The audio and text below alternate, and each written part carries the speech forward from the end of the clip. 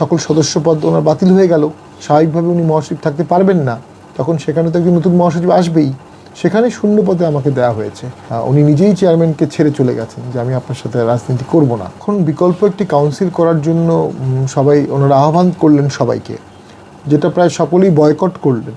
Presidium majority বা সকল presidium, Trinamool majority বা সকল তৃণমূল, তাদের বিকল্প কাউন্সিলে কেউ সাড়া দেয়নি। তো ব্যাপারটা তো এমন দাঁড়িয়েছিল যে আইদার চেয়ারম্যান সাহেব থাকবেন, না হলে আমাদের এই 3 জন সিনিয়র বা 2 জন সিনিয়র থাকবেন। মূলত 2 জনই তখন ছিলেন। তো আইদার অর সিচুয়েশনে ছিল। তো সেখানে তৃণমূল প্রেসিডিয়াম তারা চেয়ারম্যানকে বেছে নিয়েছেন। ন্যাচারালি চেয়ারম্যানকে বেছে নিয়েছেন, চেয়ারম্যানের পক্ষে সর্বসম্মতি জানিয়েছেন, চেয়ারম্যানের পক্ষে রেজলিউশন পাশ করেছে এবং ওনাদের বিরুদ্ধে রেজলিউশন পাশ করে। ওনাদের বিরুদ্ধে সিদ্ধান্তটা তো চেয়ারম্যান নেননি, চেয়ারম্যান সিদ্ধান্তটি স্বাক্ষর করেছেন।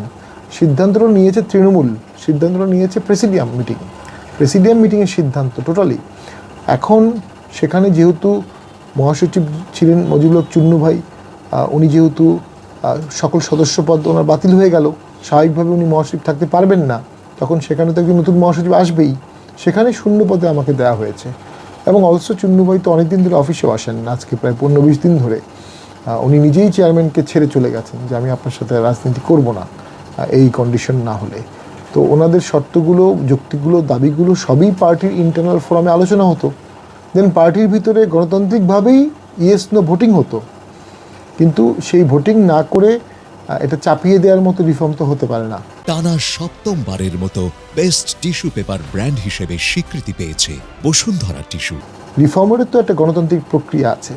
আর চেয়ারম্যানের বিরুদ্ধে যদি আমাদের অভিযোগ থাকে, সেটারও কিন্তু বিধান আছে, চেয়ারম্যানকে অপসারণ করা যাবে যদি মেজরিটি প্রেসিডিয়াম চেয়ারম্যানের বিরুদ্ধে রেজলিউশন নেয় এবং সেই রেজলিউশনটা জাতীয় কাউন্সিল হয়। জাতীয় কাউন্সিলে 3/4 ডেলিগেট যদি চেয়ারম্যানকে রিমুভ করে, তাহলে চেয়ারম্যান রিমুভ হবে। তো আমি মনে করি এই বিধানগুলো থাকা সত্ত্বেও সমস্ত গঠনতান্ত্রিকভাবেই প্রক্রিয়াগুলো আমাদের এই বিজ্ঞ রাজনীতিবিদরা শুরু করেছিলেন। তাদের প্রতি আমার শ্রদ্ধার কোনো ঘাটতি নাই অবশ্যই, এবং আমি মনে করি তারা অনেক বড় রাজনীতিবিদ, অনেক শ্রদ্ধাভাজন। কিন্তু চেয়ারম্যানকে বাদ দিয়ে দেওয়ার প্রক্রিয়াটা আমরা কেউ গ্রহণ করতে পারিনি। আমাদের সময় যেটা হয়েছিল যে যেহেতু শৃঙ্খলা ভঙ্গের দায়ে 7 জন প্রেসিডিয়ামকে বাদ দিয়ে দেওয়া হয়েছিল চাঁদা না দেওয়ার কারণে, আর 5 জন প্রেসিডিয়ামকে নতুন করা হয়েছে। এটা সত্য। আপনি 25 জন প্রেসিডিয়াম আমাদের ওখানে উপস্থিত ছিল, নতুন 5 জনকে যদি বাদও দেন তাহলেও 20 জন উপস্থিত ছিল, তাহলেও মেজরিটি হয়ে যাচ্ছে।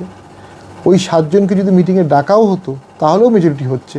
20 জন থাকতো পক্ষে, 7 বা 10 জন থাকতো বিপক্ষে। So either way majority completely ওনাদের বিরুদ্ধে চলে গেছে, যে কোনো কারণেই হোক।